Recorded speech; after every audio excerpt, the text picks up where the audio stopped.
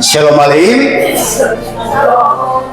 Hari ini kita berbicara mengenai Pesak dan roti tak beragi. Ya.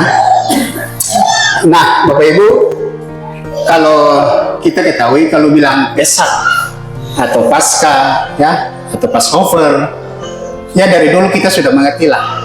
Ini perayaan apa?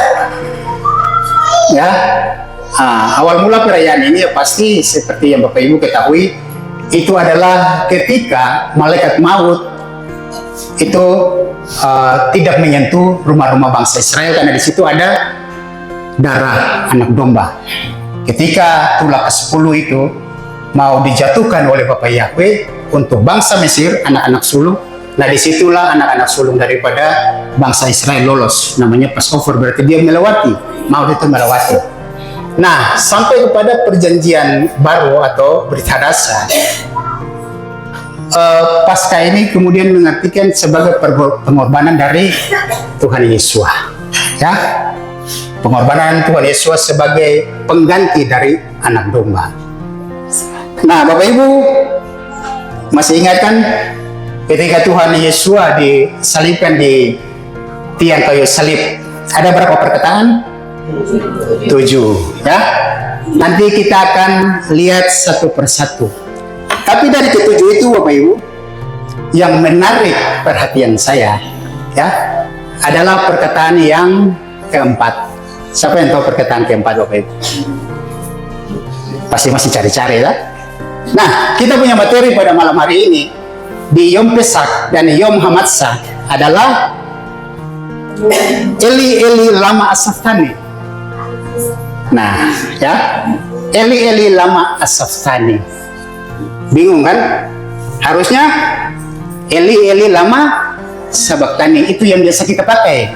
Eli Eli lama asaftani ini adalah bahasa Ibrani. Kalau yang selama ini kita pakai Eli Eli atau di dalam Lukas Eloi Elois lama sabatani, itu bahasa Aram, bahasa Timur Tengah kuno, dan dipakai oleh negara-negara di kawasan Timur Tengah kuno. Itu bahasa, namanya bahasa Aram, ya. Jadi bukan saja bangsa Israel yang pakai, ada bangsa-bangsa di Timur Tengah, ada Iran pakai, Irak pakai, Suriah pakai. Itu namanya bahasa Aram karena dia satu kumpulan di situ, bahasa Aram, satu jasirah, ya. Nah, kalau Eli Eli lama asaftani itu bahasa asli, bahasa Ibrani, ya. Jadi kita harus dudukan dia punya pola akar Ibraninya yang benar, ya. Selama ini kan sabaktani, asaftani, tidak apa-apa, maknanya tetap sama. Tapi dalam pola akar Ibrani pakai Eli Eli lama asaftani, ya. Nah, kita akan baca dari Matius 27 ayat 46. Matius 27 ayatnya yang ke-46. Dan kira-kira jam 9, Yesua berteriak dengan suara nyaring sambil berkata, Eli Eli lama asaftani, yang artinya, Elohimku, Elohimku, mengapa engkau meninggalkan aku? Ya, itu pengertiannya daripada Eli Eli lama sabat, bukan sabaktani, ya, asaftani, ya. Nah, jadi Bapak Ibu, Yesua melakukan atau menyatakan perkataan ini bukan baru pernah Yesua katakan, Bapak Ibu, ya. Bukan baru pernah Yesua katakan Eli Eli lama asaftani. Ini dikatakan Yesua, ya, itu berasal dari Mazmur 22. Elohimku, Elohimku, mengapa engkau meninggalkan aku? Aku berseru tetapi engkau tetap jauh dan tidak menolong aku. Mazmur 22 ini menceritakan tentang Raja Daud, ya. Pernah saya terangkan kan, ada penjelasan di kitab Tanakh, ada penjelasan di berita dasar. Kalau tidak ada di kitab Tanakh, dapat penjelasannya pasti di Perjanjian Baru. Tidak dapat penjelasan di Perjanjian Baru, ada penjelasan ini Perjanjian Lama. Nah, makanya saya bilang Tuhan Yesus ini dia sementara mengulang apa yang disampaikan oleh Daud, Raja Daud.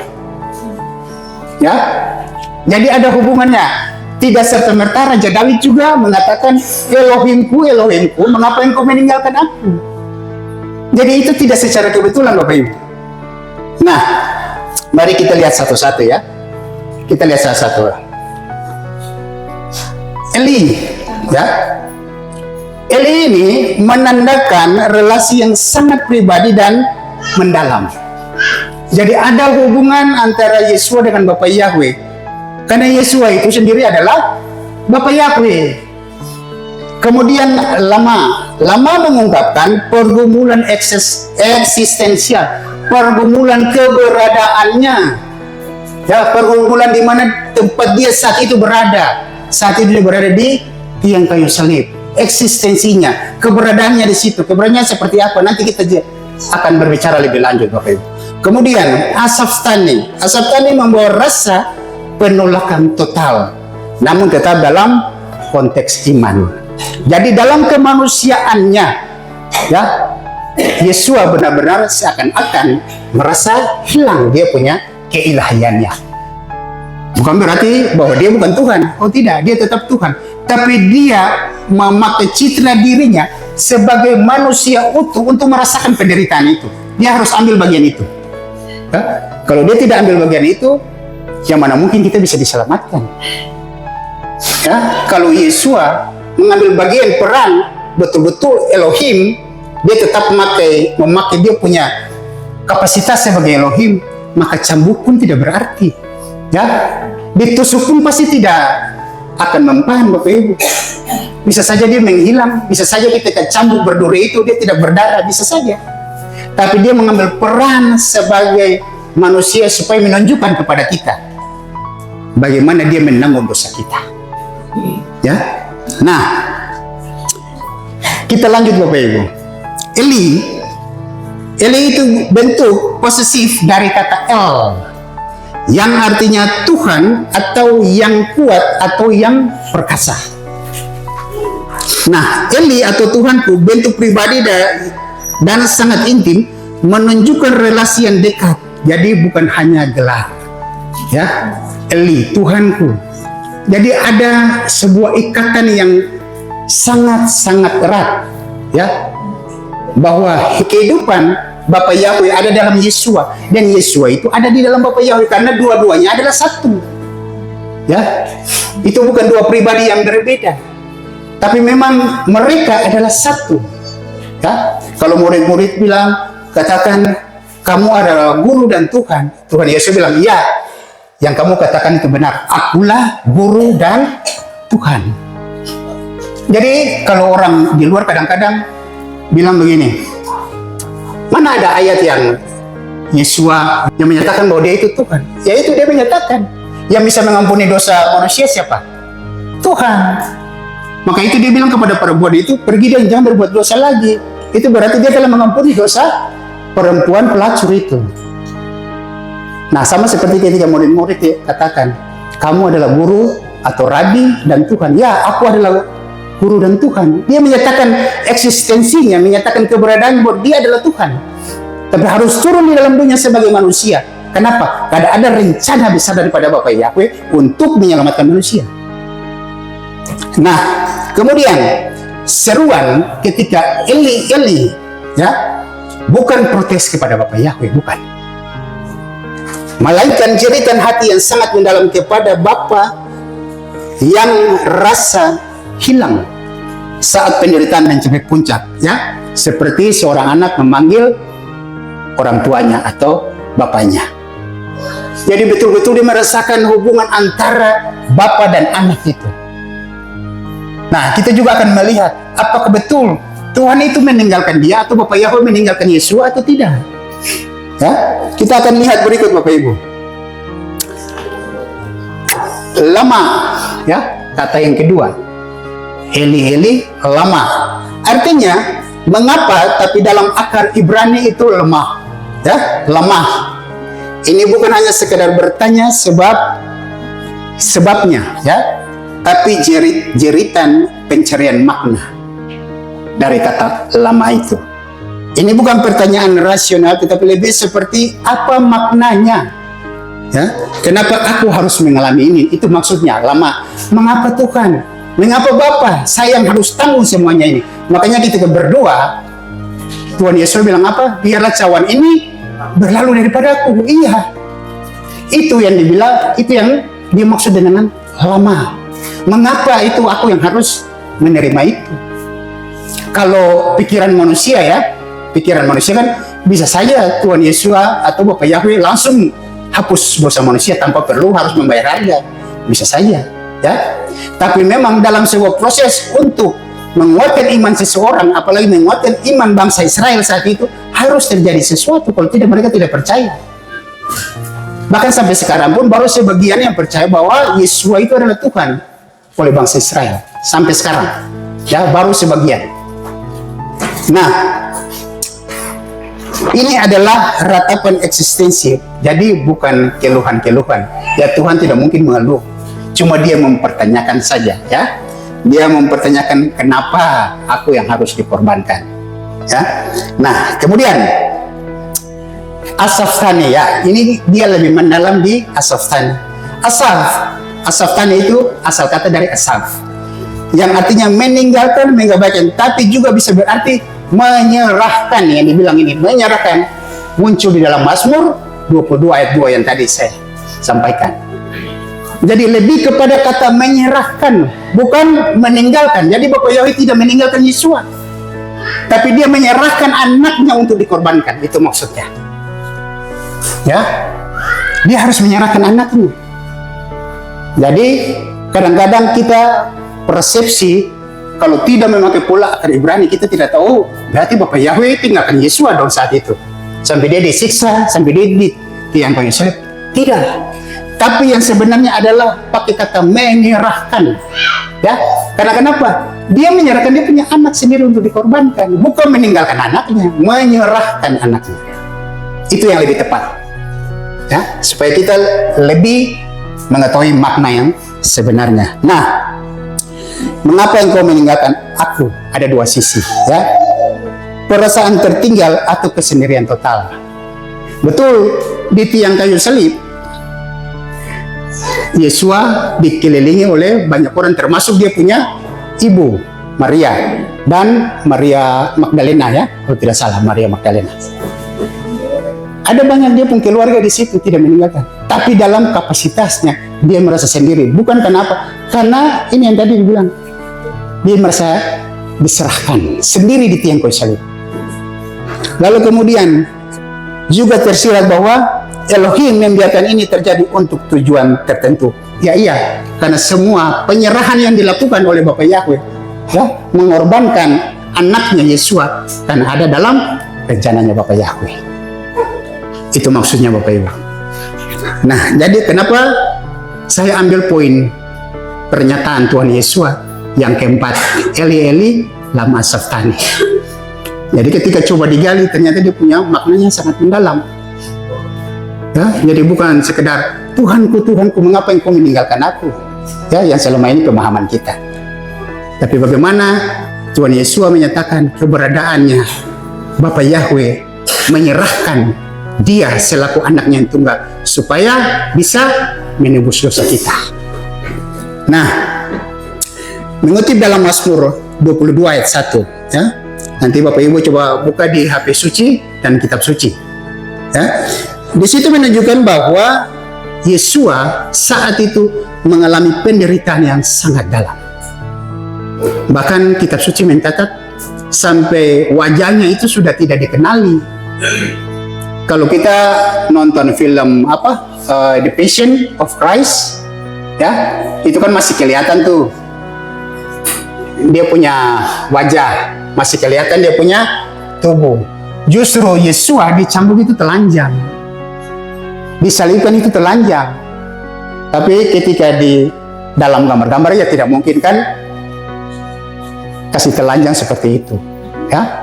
Tapi Yesus itu benar-benar ditelanjangi.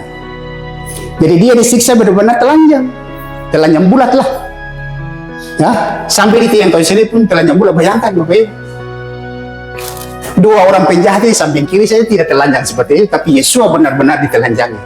sebenarnya di situ maknanya dosa-dosa sementara ditelanjangi. Ya, karena kenapa? Setan sementara mau mengambil alih. Kalau Tuhan Yesus pakai keilahiannya, wah setan menang dong. Setan menang. Tapi dia harus membuktikan diri, ini loh, saya serahkan tubuh saya untuk menyelamatkan, saat itu menyelamatkan bangsa Israel. Dan pada saat itu yang jauh sulit, maka anugerah terbuka. Dengan tanda apa? Tabir bait suci itu terbuka, tirai, ya, terbelah. Itu menandakan bahwa anugerah kasih karunia tidak hanya keselamatan kepada bangsa Israel, tapi keselamatan juga terbuka untuk kita semua bangsa goyim. Ya, makanya kita bisa diselamatkan. Kalau saat itu Yesus tidak disalibkan, ya keselamatan cuma turun untuk bangsa Israel, bukan untuk kita. Lah tempat kita ini di mana? Ya, tapi karena bangsa Israel sendiri yang menyerukan untuk menyalibkan Yesus, maka kasih karunia Bapa yang itu atas kita semua. Ya, nah kemudian menjadi pertanyaan ketika Yesus berteriak, Eli Eli lama sabachthani. Lalu orang mau mempertanyakan, berarti Tuhan Yesus tidak ada iman dong? Ya dia Tuhan, ya. Jadi bukan soal Tuhan Yesus tidak punya iman, tapi dia benar-benar menunjukkan bahwa dia sementara terpisah dengan Bapaknya. Ya, dia sementara terpisah dengan Bapaknya. Bukan karena Tuhan Yesus tidak ada iman, dia Tuhan, ya kan? Dia mengajarkan iman kepada kita. Tapi dia lagi merasakan kehilangan seorang bapak. Anak-anak kalau kehilangan seorang bapak rasanya seperti apa? Ya, atau kehilangan orang tua rasanya seperti apa? Tuhan Yesus saat itu benar-benar merasa kehilangan. Ya, karena dia diserahkan. Bukan ditinggalkan, tapi dia diserahkan. Sehingga dia rasa, ih, bapaknya di mana? Nah, begitu. Ya. Jadi, pada saat Yesus mengalami hal itu konsekuensi dari dosa kita, yaitu pemisahan dari Sang Pencipta, yaitu Elohim. Nah, kita coba ambil rujukan di dalam Yesaya 53 ayat 5-6. Namun dia ditikam karena pemberontakan kita, dia diremukkan karena kejahatan kita. Ganjaran demi keselamatan kita menimpa atasnya, dan melalui bilurnya dia telah menjadi kesembuhan bagi kita. Seperti domba, kita semua telah tersesat. Kita masing-masing telah berbalik menurut jalannya sendiri. Tetapi Yahweh telah menimpakan kepadanya kejahatan kita sendiri. Ya, apa yang dinubuatkan oleh Nabi Yesaya itu terjadi untuk Yeshua Masiah. Jadi apa yang dinubuatkan di perjanjian lama digenapi di dalam perjanjian baru. Itu maksudnya. Yang dinubuatkan oleh Yesaya itu yang Yeshua alami. Ya. Jadi ada momen penebusan ketika Tuhan Yesus disalibkan. Yesus tidak berdosa, ya betul dia Tuhan. Tapi dia menanggung seluruh dosa umat manusia untuk memperdamaikan manusia atau memperdamaikan kita dengan Bapa Yahweh. Kalau dia tidak turun untuk mendamaikan kita, siapa kita yang mau mendamaikan? Nabi-nabi pun tidak bisa, ya. Dikorbankan anak domba pun tidak bisa, karena domba itu binatang, belum sempurna.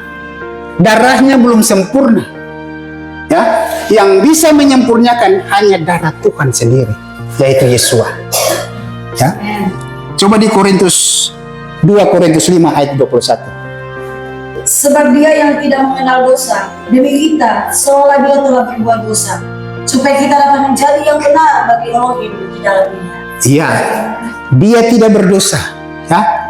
Tapi oleh karena untuk menanggung dosa kita, dia harus menyerahkan dirinya. Ya, pada saat itu di hadapan Pilatus, kira-kira Pilatus menemukan dia punya kesalahan? Tidak, makanya Pilatus cuci tangan dan serahkan kepada ahli-ahli Taurat. Makanya mereka bilang, bebaskan Barabas, salibkan Yesus. Dan segala dosa orang ini kita yang tanggung. Dan bangsa Israel tanggung dosa itu sampai sekarang. Karena penyertaan nenek moyangnya berlaku sampai saat ini. Ya, mereka tanggung dosa itu. Dosa dari zaman Yesua, perkataan itu benar berlaku untuk bangsa Israel sampai saat ini. Karena kenapa? Yesua tidak ditemukan dosa, tapi mereka bilang untuk menyalibkan Yesua, segala perbuatan orang ini ditanggung. Nah, mereka tanggung sampai sekarang. Itulah konsekuensi. Jadi salah satu yang harus kita ingat, jangan sampai perkataan kita menghukum kita. Ya, perkataan kita mungkin hari ini, tapi 10 tahun dia akan berlaku, 20 tahun dia akan berlaku. Jadi hati-hati dengan perkataan. Nah, Mazmur 22 juga ya menggambarkan penderitaan yang sangat mendalam, tapi ujung-ujungnya kemenangan. Ya, penderitaan Yesus tidak penderitaan yang kemudian selesai itu habis, tidak. Penderitaan yang menuju kepada kemenangan, dan kemenangan itu yang membuka jalan keselamatan untuk kita sampai saat ini. Ya. Raja Daud berbicara di dalam Mazmur yang tadi dibilang, Tuhanku, Tuhanku, mengapa engkau meninggalkan aku? Aku berseru kepadamu, tapi engkau tidak menolong aku. Raja Daud sudah menubuatkan itu sejak 1000 atau 2000 tahun yang lalu, bayangkan. Dan digenapi oleh Tuhan Yesus di tiang kayu salib. Di pernyataannya yang keempat, Eli Eli lama sabachthani. Nah, itu berarti Bapak Ibu, Raja Daud pada saat itu sebenarnya dia tidak mengucapkan serta merta atau cuma sekedar omong kosong atau sekedar cuma mengeluarkan kata-kata, tidak. Tapi saya percaya bahwa ketika Raja Daud mengeluarkan kata, Tuhanku, Tuhanku, mengapa engkau meninggalkan aku? Di situ ada roh Tuhan Yesus, di situ ada roh Bapa Yahweh yang kemudian menuntun Raja Daud untuk menyatakan hal itu, ya. Karena itu nubuatan, dan nubuatan itu terjadi ketika Yesus di tiang kayu salib menubuatkan kalimat itu juga, Eli Eli lama sabachthani. Ya, jadi tidak secara kebetulan Raja Daud mengeluarkan perkataan seperti begitu. Tidak secara kebetulan, memang sudah dinubuatkan. Makanya kenapa Yesua tidak disebut sebagai anak Abraham, anak Ishak, anak Yakub, benar? Tapi yang disebut Yesua itu anak Daud atau anak Daud. Yang dinyatakan itu Daud karena ada hubungan, ada benang merahnya di situ, Bapak Ibu. Ya? Jadi kalau kita baca hal-hal yang menyangkut nubuatan-nubuatan di dalam perjanjian lama, itu semua digenapi oleh Yesua. Tidak ada yang secara kebetulan lalu tiba-tiba muncul, tiba saat, tiba akal. Oh tidak. Memang sudah dinyatakan, mau itu 300 tahun, mau itu 500 tahun, mau itu 1000 tahun, kemudian ini bisa terjadi. Ya, dan semuanya itu digenapi oleh Tuhan Yesus.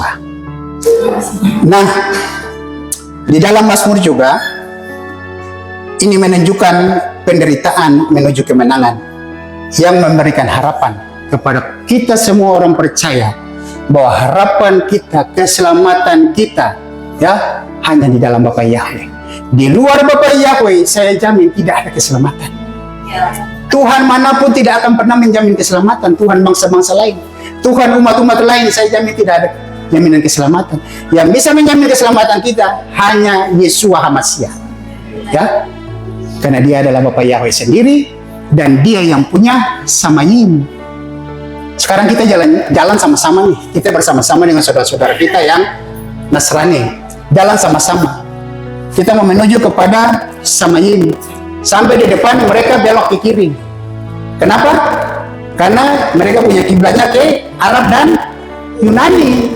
Kita punya kiblat ke Israel. Karena keselamatan berasal dari bangsa Yahudi. Itu. Jadi ketika kita punya saudara-saudara kita di luar, oh, kita juga dapat jaminan keselamatan. Kadang-kadang kita juga ketawa-ketawa, keselamatan dari mana?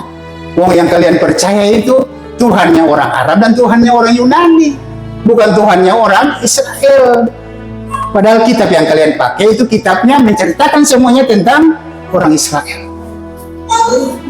Ya tidak mungkin ketika Yesua mau dilahirkan lalu kemudian malaikat Jibril datang, ingat kasih nama dia ini namanya Yunani, tidak mungkin. Karena dia punya bapak dan dia punya mama itu orang Israel. Jadi ketika datang pasti menyatakan bahwa ketika anak ini lahir, namakan dia Yesua. Tidak mungkin namakan dia ya nama dari Yunani, tidak mungkin.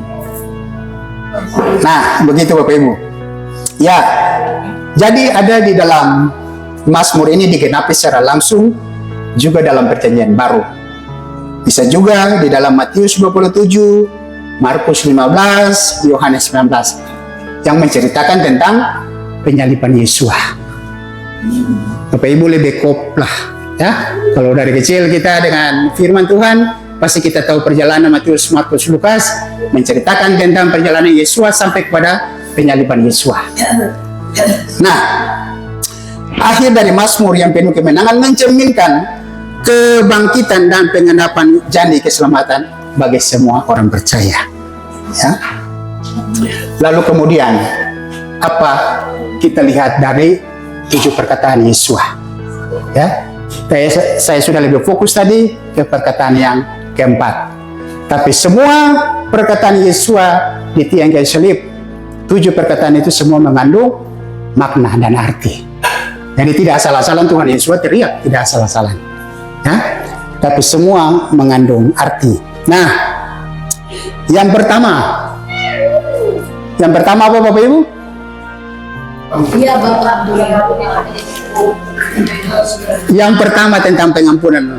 Ya, Tuhan Yesus lihat yang kasih kata yang pertama, Bapa, ampunilah mereka karena mereka tidak tahu apa yang mereka perbuat. Ya, di dalam Lukas 23 ayat 34. Itu perkataan pengampunan. Belum yang lain-lain. Yang pertama Tuhan Yesus mengampuni dulu orang-orang yang menyakiti dia. Itu yang harus kita teladani dari Yesus. Kenapa? Soal pengampunan. Orang mau menyakiti kita, ya, orang mau membuat kita kecewa, satu-satunya yang harus kita lakukan mengampuni, sakit mengampuni. Tapi Tuhan Yesus paksa harus mengampuni. Mengampuninya apa? Mengampuninya tidak bersyarat, kasih yang tidak bersyarat. Ya, dia tidak bilang bahwa saya mengampuni kalian, lalu kalian kemudian harus membalas saya, tidak. Tapi kembalikan kepada kita. Ya, kita mengampuni orang, kita pakai imbalan atau tidak? Mengampuni harus benar-benar mengampuni secara tulus. Mengampuni harus benar-benar dari dalam hati. Kalau tidak mengampuni dari dalam hati, maka akan timbul akar pahit. Ya, kita sudah bahas tentang akar pahit. Oleh karena itu, satu yang pertama Tuhan Yesus ajarkan tentang pengampunan, yaitu kasih yang tidak bersyarat. Bahkan dia mengampuni ahli-ahli Taurat, dia mengampuni prajurit-prajurit yang sudah mencambuk dia. Dia bahkan mengampuni Petrus yang menyangkal dia. Ya, itu betapa kasih Tuhan Yesus itu sangat dalam untuk kita. Nah, kita bisa membalas kasih Tuhan Yesus tidak? Dia tidak minta macam-macam, tidak pakai syarat. Tapi kita juga harus mengasihi Tuhan Yesus lebih dari apapun. Ya, jangan sampai pekerjaan kita, jangan sampai keluarga kita, jangan sampai orang-orang dekat kita, ya, yang kita kasihi lebih daripada Tuhan. Ingat, Tuhan kita Tuhan yang cemburu. Ya, jadi jangan sampai Tuhan merasa cemburu atas apa yang kita lakukan. Yang kedua, apa perkataan yang kedua? Aku berkata kepadamu, sesungguhnya hari ini engkau juga akan bersama-sama dengan aku di Firdaus. Dia katakan kepada siapa Bapak Ibu? Kepada penyamun yang di sebelahnya. Ya. Nah, perkataan itu menyangkut perkataan keselamatan. Jadi iman daripada si penyamun itu membawa dia kepada hidup kekal. Siapa sangka penyamun yang setiap hari mungkin mencopet, setiap hari mungkin mencuri, mungkin dia sudah memperkosa orang sampai di tiang kayu salib, itu bukan sembarang, itu pasti penjahat kelas kakap lah istilahnya, sampai digantung di tiang kayu salib. Itu berarti dosanya sangat besar. Ya, tapi dia bisa mendapat keselamatan cuma-cuma. Sama seperti kita ini penyamun Bapak Ibu. Ya, kita ini orang-orang yang dulu terbuang Bapak Ibu.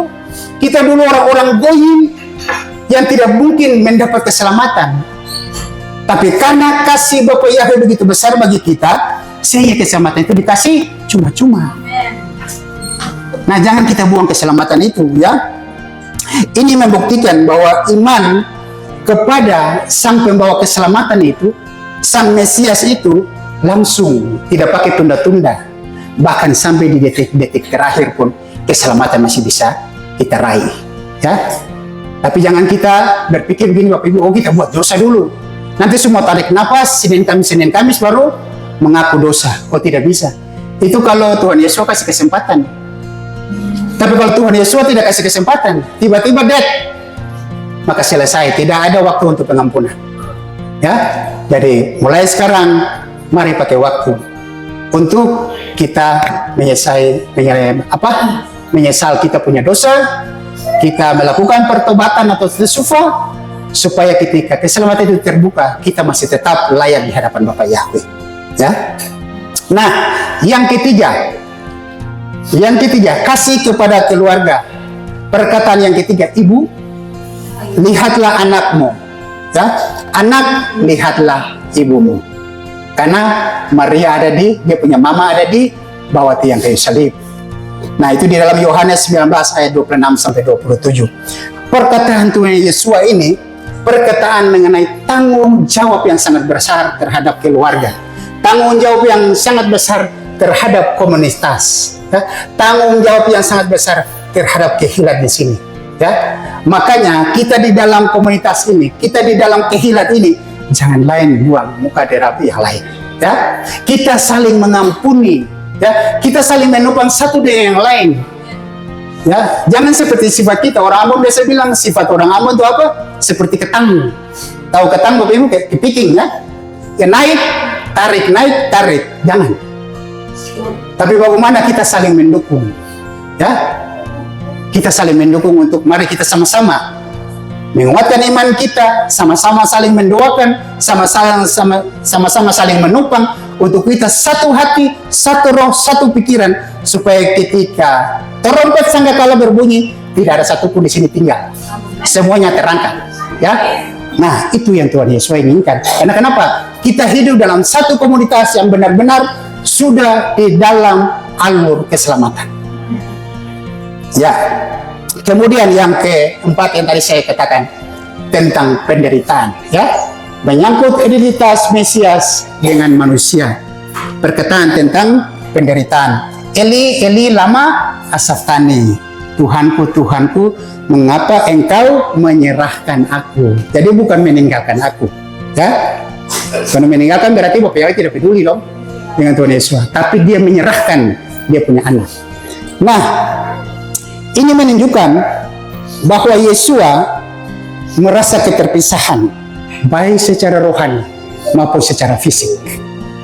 Ya, makanya tadi saya katakan ketika berdoa dia minta biarlah cawan ini berlalu daripada aku. Karena dia sudah tahu penderitaan ini sangat-sangat sakit.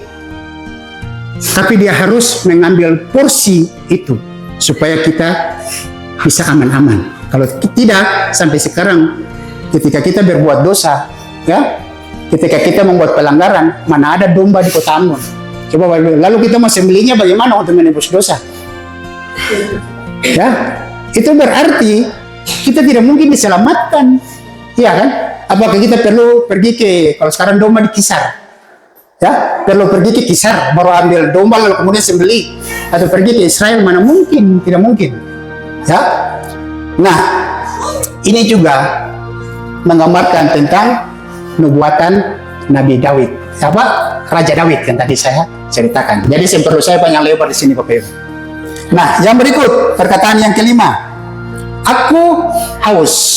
Ini tentang sisi kemanusiaan, ya, tentang sisi kemanusiaan. Perkataan ini di dalam Yohanes 19 ayat 28 menyangkut kehausan fisik dan nubuatan. Jadi menunjukkan bahwa Yesus ini benar-benar mengambil peran selaku manusia.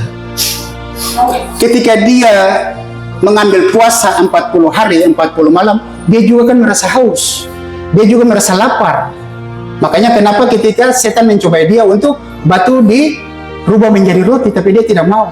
Itu menunjukkan sisi kemanusiaannya, keilahiannya dia tetap tahan, dia simpan. Dia harus menunjukkan kepada kita supaya gini loh caranya seperti begini. Kalau dia mengambil keilahiannya, itu berarti dia aman-aman saja. Tapi bagaimana dia mau menunjukkan contoh kepada kita?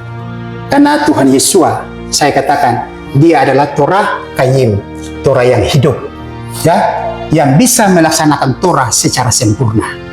Tidak ada satu manusia pun di bangsa Israel yang bisa melaksanakan Torah secara sempurna kecuali Tuhan sendiri, yaitu Yeshua HaMashiach.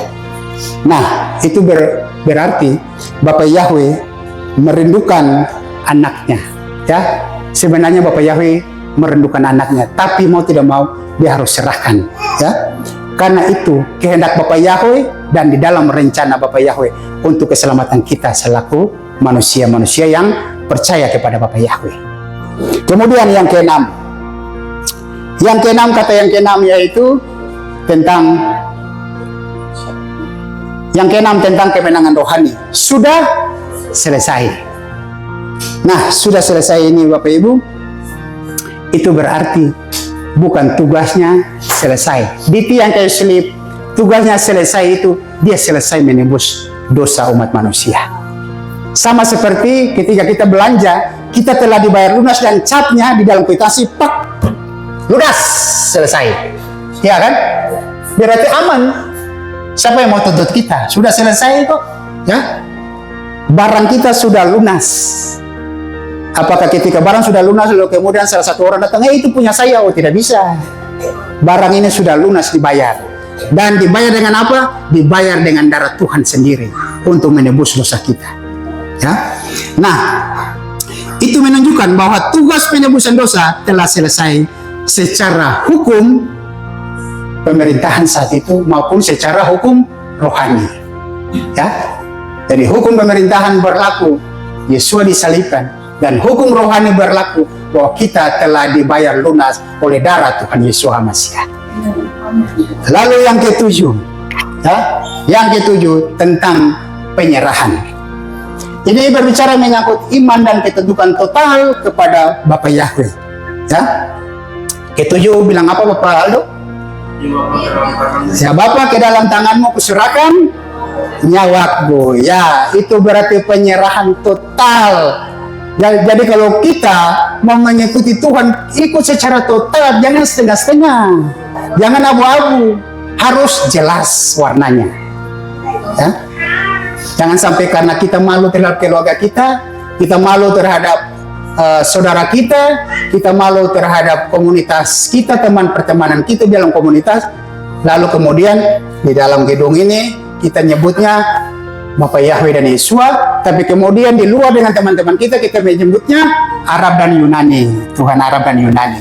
Dan banyak terjadi penyembah Bapak Yahweh seperti itu. Itu berarti dia suam-suam kuku, abu-abu, tidak putih, tidak hitam. Ya, cuma kadang orang takut orang benci, ini kau sudah menyembah siapa lagi? Oh tidak, kalau kita nyatakan ini Tuhan kita. Ya, kita nyatakan bahwa yang punya Samayim itu Bapak Yahweh, bukan Tuhan yang Arab dan Yunani. Ya, kita harus menunjukkan identitas kita. Jangan takut, karena pembela kita itu luar biasa. Dia Tuhan yang perkasa, dia Tuhan yang kuat, ya, yang bisa membela kita, Bapak Ibu. Nah, itu berarti dengan pengalaman Yesus di tiang kayu salib, itu dia menyerap murkanya Bapak Yahweh. Ya, harusnya kita ini semua tidak selamat. Bapak Yahweh sudah mau turunkan murka nih, tapi kemudian ada hati kasih. Makanya dia serahkan anaknya yang tunggal supaya bisa menebus dosa-dosa kita. Jadi Tuhan Yesus itu di tiang kayu sama seperti di sementara dia meminum racun. Ya, dia meminum racun yang harusnya kita minum, yang harusnya kita mati, yang harusnya kita tidak selamat. Ya, tapi Yesus mengambil racun itu dan meminumnya. Ya, dia mengambil tempat kita yang saat itu kita mau di neraka ini, kemudian ditarik kita kembali supaya jangan kita di neraka, kita memperoleh keselamatan. Ya, jadi luar biasa itu keselamatan yang diberikan oleh Tuhan kita. Nah, ketika Tuhan Yesus disalib, terjadi kegelapan selama 3 jam. Itu menandakan dosa manusia sementara ditanggung oleh Tuhan Yesus. Ya, tapi kemudian setelah 3 jam, langit kembali cerah. Itu berarti dosa kita telah dibayar lunas, sudah ditebus, dan kita sudah memperoleh keselamatan. Itu maksudnya Bapak Ibu. Jadi jangan sia-siakan keselamatan. Kemarin di doa puasa, ya, di doa puasa saya singgung untuk teman-teman pekerja. Di kitab Hosea, ya, Nabi Hosea, dia diperintahkan oleh Bapak Yahweh untuk mengambil seorang pelacur namanya Gomer untuk dikawini, ya, untuk dijadikan istri. Lalu kemudian Bapak Yahweh menyatakan kepada dia bahwa nanti dia akan melahirkan anak-anak sundal. Ya, jadi ada 3 anak. Satu Yisrael kalau tidak salah, kemudian ada satu perempuan dan satu, jadi itu namanya semua buruk. Lo-Rama atau Lo-Ami, ya, itu yang terakhir Lo-Ami. Nah, Jadi di situ menceritakan kasih Bapak Yahweh melalui cerita Hosea dan Gomer. Hosea seorang pelacur. Bayangkan Bapak Ibu, kemarin saya sedikit singgung. Gomer ini sudah dikawini oleh Nabi Hosea. Ya, dia sudah melahirkan anak-anak untuk Hosea. Ya, namanya suami istri ya. Tapi kemudian dia pergi tidur dengan orang lain yang bayar dia. Perasaannya seperti apa itu Bapak Ibu? Ketika istri selingkuh. Lalu kemudian Tuhan Bapak Yahweh tidak menyuruh dia untuk menceraikan Gomer, tidak. Bapak Yahweh kembali perintahkan dia dengan sekeping, engkau pergi dan bayar dia kembali ambil. Dia sementara tidur dengan laki-laki lain, ambil lagi untuk jadi istri. Itu bagaimana ceritanya Bapak Ibu? Sakit tidak hati Hosea? Kalau itu manusia sekarang kita sakit lah. Saya ambil kau sebagai istri, ya, sudah memberikan anak untuk saya, kemudian kau pergi tidur lagi dengan orang lain, sementara tidur saya ambil lagi untuk jadi istri. Itu sakitnya luar biasa. Begitulah Tuhan kita. Kita berbuat dosa ulang dan ulang. Bapak yang tetap mengasihi kita. Ya, tetap Tuhan panggil kita untuk melakukan pertobatan. Mari menyesali supaya ada pertobatan. Ya, dan itu dilakukan oleh bangsa Israel berulang-ulang. Makanya yang bisa menebus yaitu cuma Tuhan sendiri. Bapak Yahweh yang turun ke dalam dunia untuk menebus dosa manusia melalui Yeshua HaMashiach. Jadi Bapak Ibu, mari jangan pakai waktu kita untuk hal yang sia-sia. Jangan pakai waktu kita untuk menebalkan daging kita.